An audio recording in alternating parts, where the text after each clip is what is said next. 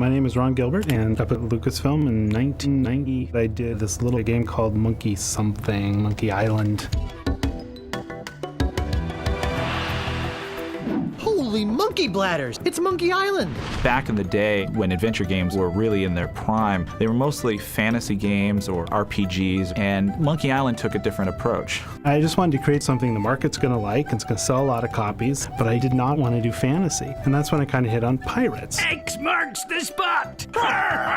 Monkey Island is about a guy named Guybrush, and he travels deep in the Caribbean to this place called Melee Island. We don't know where he came from, we don't know how he got there. He just kind of appears. Hi, my name's Guybrush Threepwood, and I want to be a pirate. That tells you everything you need to know about that character. What did you say your name was again? Guybrush Nosehead. Throomwade. Thriftweed? Spice Cake. Call me Squinky. There's the 3 trials that he has to undergo. Swordplay, thievery, and treasure huntery. There's a little love story going on. Let's go to your place. Finish your trials first. I don't want you to be preoccupied. I feel this sudden urge to complete the trials. The Secret of Monkey Island. It was probably the first game that I played that made me laugh out loud. Say hello, Roger.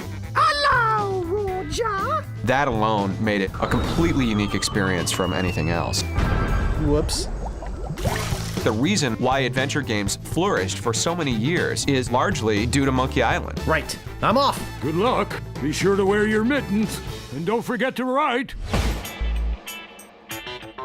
The Secret of Monkey Island Special Edition is a faithfully reimagined version of the classic 1990 PC game. You just don't know when to quit, do you? The biggest challenge in recreating the game was convincing people it was a good idea. It's nearly 20 years old. It was 256 colors. When we were doing things, Monkey Island, I think at its height, was like 5 people working on the thing. We didn't have storyboards that had to be built, and a whole CGI machines had to get geared up. It was a lot easier to come up with something funny and then just run back to our desks and program it in. It works! Oh, I'm so relieved. We took a look at all of the art, all of the characters, and we said, how do we bring this back to a new audience? Okay, Maggot, whip that sword out and let's see what you can do with it. Our first start was to take this 8-bit medium and faithfully re-envision the sets and live up to what the fans would expect. It's all becoming clear. I really wanted that classical animation feel, so we went in there and hand-painted over 100 layouts. Over a 10 or 11 year span, the character really evolved. I really wanted to develop the character of Guybrush. We did quite a few development sketches of him in different ways, one of them being with a captain's jacket. We even did some sketches of him with the beard. Said, hey, what would Guybrush look like as an old man? Hey, it's your loss, baby. Yeah, right. We went back and looked at the audio, the special effects, and the music. I can see we've got a lot of work to do here. I was taking these old bleeps and bloops,